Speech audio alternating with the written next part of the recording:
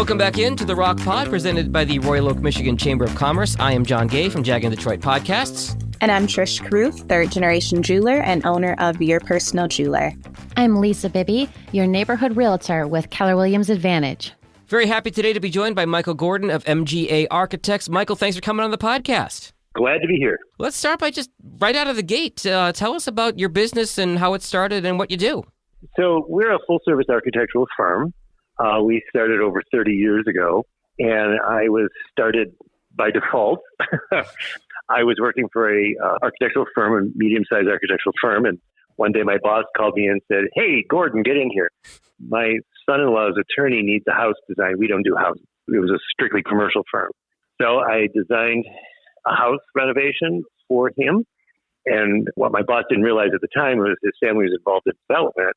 So I wound up doing more and more projects for them. And this was 30 years ago when the commercial market fell apart. And I walked into my boss and said, "Hey, you know what? I got some side stuff going on." And I walked out, stayed friends with them, and the rest is history. I parlayed that into a successful 30-plus year business. We do high-end residential, multifamily residential, commercial renovation, and new hospitality retail. And one of our big clients are dental centers.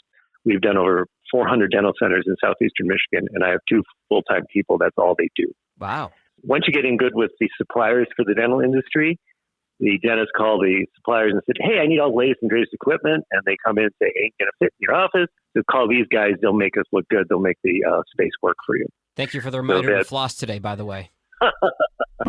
Yes, trust me, when I go to all these meetings, I make sure that I have the pearly whites out in front. You're going to shop with broccoli in your teeth or popcorn or anything like that. Exactly. And the nice thing is, working at the high-end part of the residential market, you see all the trends, and I can bring the latest and greatest down to my more modest clients and into the multifamily industry, because the high end of the market wants the latest and they want the newest things. So I can refine those things and then help bring it down into the rest of the market. So that's been a real, keeps us fresh, keeps us new, and people come back to us for more. And I've been in business long enough that I've been remodeling things that I had already remodeled. So, Michael, you had mentioned new trends, and I love to find out, what are the new trends that you're seeing from a design aspect? Well, the last few years have certainly started shaping our relationship to the built environment. The open floor plan concept, when more and more people were sort of stuck inside their houses, they realized that the open plan has limitations, that when you're working from home and your kids are there and your spouse is also working from home, we're moving back into a slightly more compartmentalized environment, that you need to have that extra space that you can go to and shut off. And a lot of people, get to the point now where they said, that open kitchen concept, seeing all the dirty dishes staring me in the face. So now we're seeing that we're reverting somewhat back to a more traditional floor plan where rooms are much more separate from each other. There's still a lot of eat-in kitchens, but then the family room becomes somewhat adjunct to that, where you leave that environment and move into the family room. That's where we're headed. The other big thing that has happened over the last few years, outdoor entertainment spaces. Almost every project I do includes some sort of covered outdoor entertainment space, because people want to blend the inside, the outside. Spending a lot of time at home, you still want to be outside, but you want to be sheltered. You want that outdoor TV. You want that outdoor kitchen, the barbecue area. So people have been investing in their backyards. And that's, I think, a trend that will continue as we continue to stay at home. I think even after we get out of this sort of pandemic, I think people realize that, hey, there's a lot to be said. Just you get home at the end of the day and you can just relax in your own backyard. So I think those are some of the current trends. And then, of course, the newest colors, the all white, white on white kitchen, white countertops is going to the wayside. We're seeing a lot of bolder colors coming into, reds and greens and blues. So I think people are not afraid of color anymore. And that also gets back to compartmentalizing the house. You can do one very bold room. It doesn't necessarily keep flowing into the rest of the house. So I think that's some of the trends that we're seeing for 2023. I know, Michael, you just mentioned the pandemic, and I know the pandemic has changed a lot of how everyone conducts their business. How have you had to adapt to fit the needs of your clients? Well, when the pandemic first hit, I was the only one who came to the office. We had a staff of 10, and I was alone. We really perfected the Zoom meeting. We've, it became a necessity. I created a studio. It became a challenge because it's hard. There's an old expression about radio that it's trying to watch ballet on the radio. It's really hard to do my job not in person because there is a lot of interaction with the client. There was a lot of extra work that needed to be done, and communication became really important.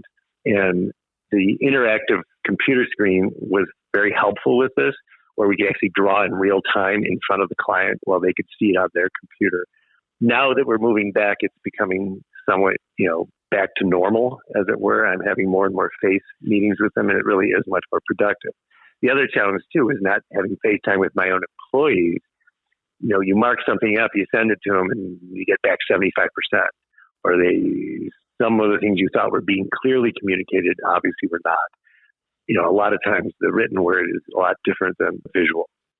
So it's been very interesting. We've managed to survive. I've kept all my employees.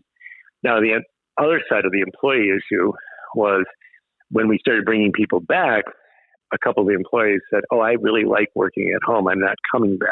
Mm. And I actually had two people resign saying, I'm going to find a job where I can work remotely forever.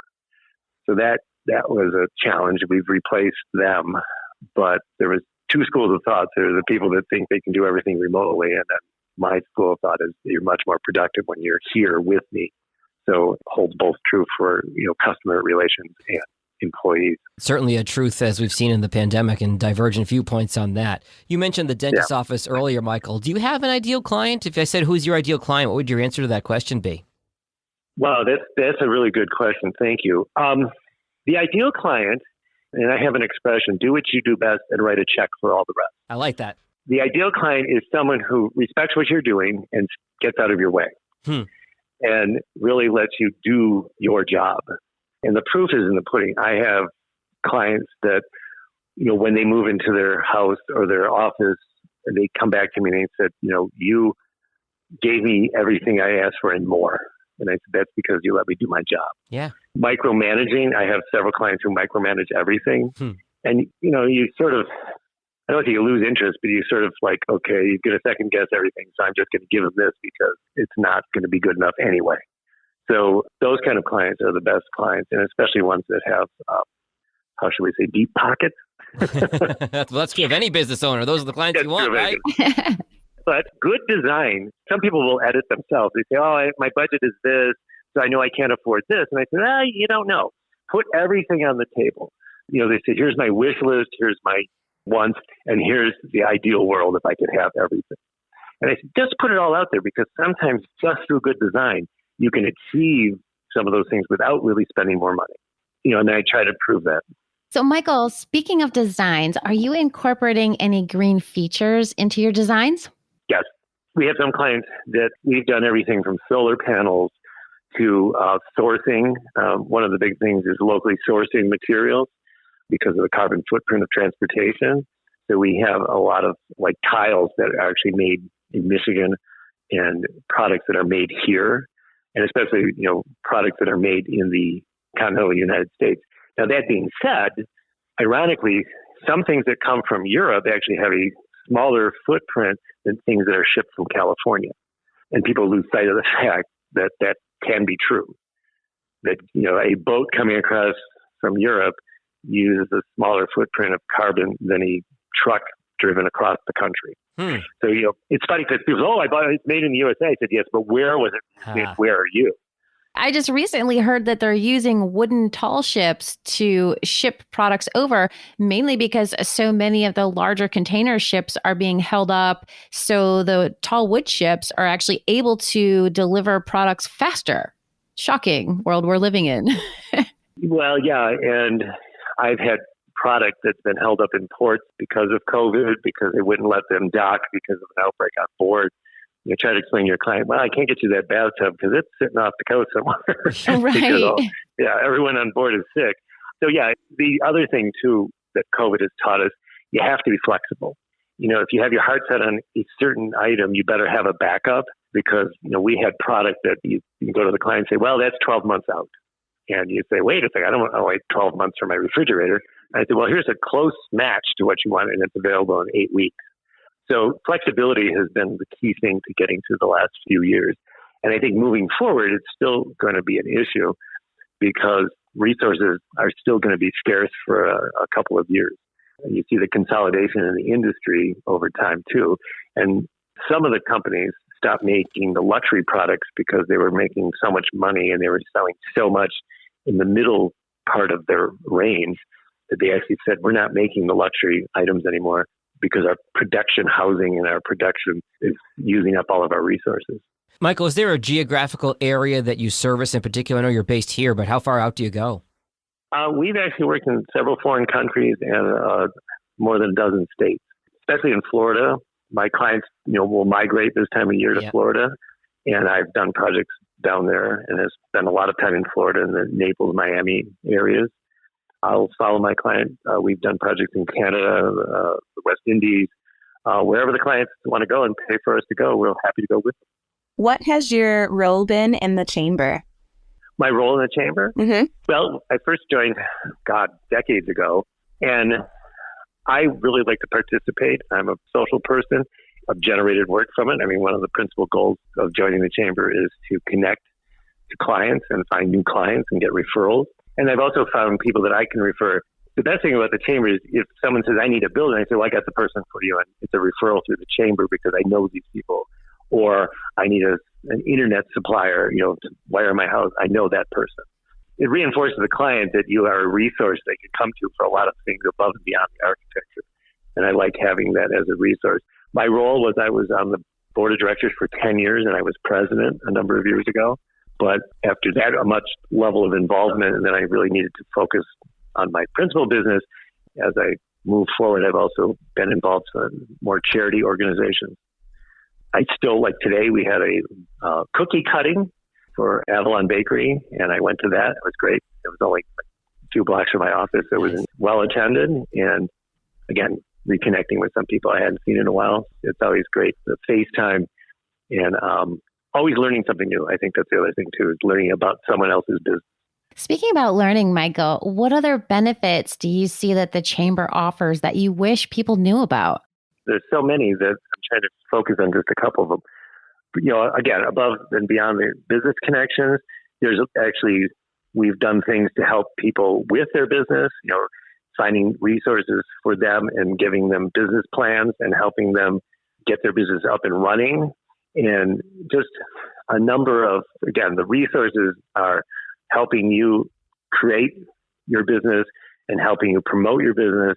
And there's a lot of avenues that people just aren't even aware of, everything from the billboard sign to In Touch magazine. I mean, there's a lot of ways in both the print and the other media to get your name out there. And just even volunteering at some of the events and really giving back to the community. I think the Woodward Corners, they made a good point that they are invested in the community.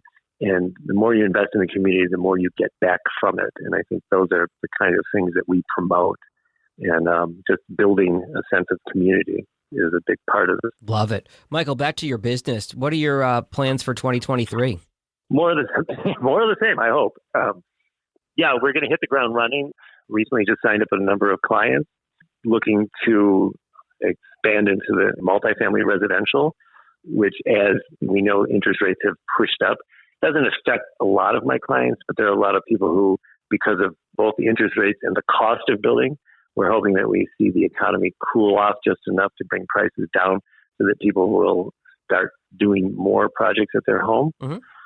But again, the multifamily, there's a real need for alternate housing. I have several multifamily projects. As a matter of fact, I'm probably meeting on one just next week to introduce it to the city so that we can get preliminary go-ahead. It'll be 18 units of affordable housing in a near-in suburb. And then we have another project that just started construction. It's a building conversion. It's a wonderful adaptive reuse. Again, it's like 18 units of what will be micro housing units. Again, filling a need. Being nimble like we are, we can attack the market. If the high end is buzzing, we're at the high end. If the introductory market is buzzing, we can recalibrate and go after that. So the other thing is just being nimble in what you're pursuing and trying to read the market. And I think the trend right now is for the more affordable end of the market, because one of the big drivers right now of the inflation is the rental market going higher and higher and higher, and the cost of housing in general. So when you're not working, what do you do for fun? Well, the good news is my job is fun. You should really do what you enjoy. And I've always wanted to be an architect since I was 2. So I'm privileged that I get to do exactly what I've always wanted to do and enjoy it. But for fun, I like to go out to restaurants. Like I said, I do charity work. I go jogging and running and, trying to get the exercise in that my doctor keeps pushing. I hear that. Yeah. Museums, movies. I mean, I just renewed my DIA membership so I can go to the Van Gogh exhibit, trying to be, active in the community. All right, it is now time for our fishbowl question of the day, Michael, where we pull a totally random question for you. So, okay. Lisa, let's have you pull our fishbowl question of the day, please. All right, Michael, get ready. This is a good one. Okay. What is the best piece of advice that you've ever received? Oh, the best piece of advice from a business standpoint? Anything, life, business, you name it. Well, the one that's really stuck with me is if you ask the wrong question, you're going to get the wrong answer. If people ask for something real specific, you have to really take apart the question. And I'm going to use an example that there was a historic building in downtown Detroit that they had asked several architects to design a barrier-free entrance to the building. Well, they got these ramps and these railings and all this convoluted stuff. So I stepped back from the question. I said, no, the answer is I have to get a wheelchair from the sidewalk to your door. I said, if we simply take the sidewalk that runs down the side of your building, dig it out, repitch it at a 0.5% grade, it gets to your door. It's not a ramp. It doesn't need railings. And it's going to cost you $50,000 as opposed to $200,000. And I stunned the board. And they went, that is such an elegant solution. I said, you kept asking for a ramp and you kept getting a ramp. I gave you a solution. Wow. So I think that's the best advice. Someone said, restate the question to get the right answer. I love that. Michael, if somebody listening wants to contact you or your firm, what are the best ways to contact you? Phone, email, website, give it all to us. The phone is 248-549-4500. You can also reach me at MICHAELG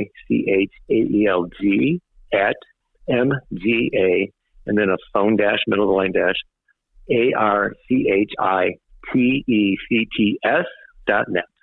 Those are the best 2 ways to get a hold of me.